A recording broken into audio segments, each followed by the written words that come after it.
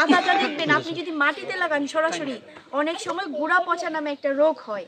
তো এই গুড়া পচা রোগটা আমাদের অ্যাভয়েড করার জন্য আমরা কি করি, আমরা বস্তায় লাগানোর কথা বলি। বস্তায় লাগাইলে হয় কি, ধরেন আপনি বস্তায়, এটা একটা নির্দিষ্ট পরিমাণ আছে, এটা আপনাদেরকে রুকন সাহেব বলে দিবে। আপনি একটা ধরেন বাজারের ব্যাগ আছে না, বাজারের ব্যাগের মধ্যে মাটি, গোবর, সার, ছাই দিয়ে বস্তাটা ভরবেন। ভরে ওখানে 50 গ্রাম বা 60-70 গ্রামের একটা মানে কন্দ যদি আপনি লাগায় দেন, এটাকে একটু বীজটাকে আবার শোধন করে নিতে হবে, অটোস্টিন নইন দিয়ে একটু শোধন করে নিলে গোড়া পচা রোগটা হবে না। তো এরকম 10টা বস্তা বা 20টা বস্তা যদি একটা পরিবারের থাকে, মানে আপনার একটা বস্তা থেকে এক বছর পরে, এটা কি দীর্ঘমেয়াদী ফসল না, প্রায় 11 মাস, 10 থেকে 11 মাস আপনার এটাতে থাকে। তো এই দীর্ঘমেয়াদী সময়ে আপনি কি করবেন, এই বস্তাটা একটা বড় গাছের নিচে বা ছায়াযুক্ত জায়গায়, মানে রোদ ছায়া পড়ে এরকম জায়গায় রেখে দিবেন। রেখে দিলে বস্তায় দেখবেন যে 11 মাসে আপনার এই যে 60 গ্রাম যে কন্দ লাগাই রাখছেন, সেই কন্দটা বা ফেনাটা থেকে বছর শেষে 1.5 থেকে 2 কেজি আদা হয়ে যাবে, আপনি যদি সঠিক পরিচর্যা করেন। মাঝখানে একটু আন্তঃপরিচর্যা করতে হবে, একটু সারটা দিতে হবে, এই আর কি। আর যদি কোনো রোগবালাই ধরে তাহলে এটার মানে পরিমাণ মতো আপনার কীটনাশক বা ছত্রাকনাশক স্প্রে করলেই ঠিকঠাক হয়ে যাবে। তো এটা কি করা যায়?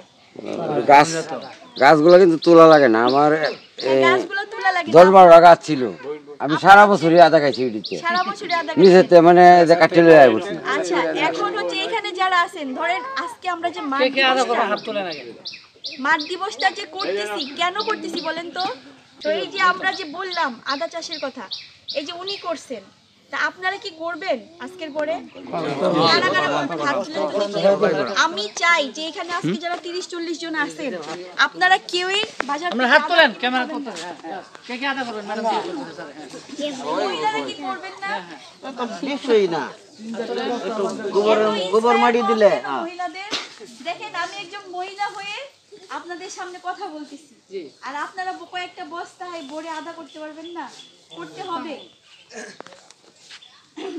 তো আপনারা আমি বিশ্বাস করি, এটা কেন বললাম দেখেন, এখানে যে রুকন সাহেব যদি আপনাদের 30 জনকে একসাথে করে বা 30 জনের কাছে যে এই কথাটা বলতো, তাহলে ওনার অনেক সময় লাগতো। কিন্তু আজকে আমি এখানে বলার কারণে কি হবে, আপনারা 30 জন একটা সময়ে 10 মিনিট সময় আপনি 30 জন মানুষ এই মেসেজটা পেয়ে গেলেন।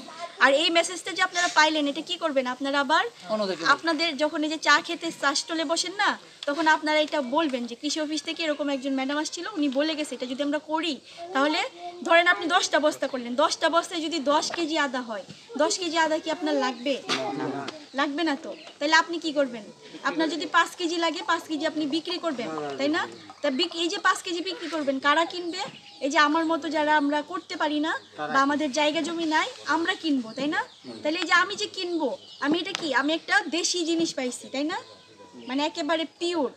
তাহলে আর সরকার কি পাইছে, যে আপনারা এখানে 30 জন আছেন, 30 জন যদি 10 কেজি করে উৎপন্ন করেন, তাহলে কত কেজি হবে?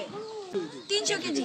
তো এই যে 300 কেজি কিনলেন, তার মানে হচ্ছে ভারত থেকে আমার 300 কেজি বীজ কিনা লাগবে, আদা খাওয়ার জন্য কিনা লাগবে না। তাহলে কি সরকারের টাকাটা বেশি গেল না? এইভাবে আস্তে আস্তে আমাদের দেশটাকে আগায় নিয়ে যেতে হবে। এটাই যে কৃষক তাহিরউদ্দিন সুন্দর করে বলছেন। এরপর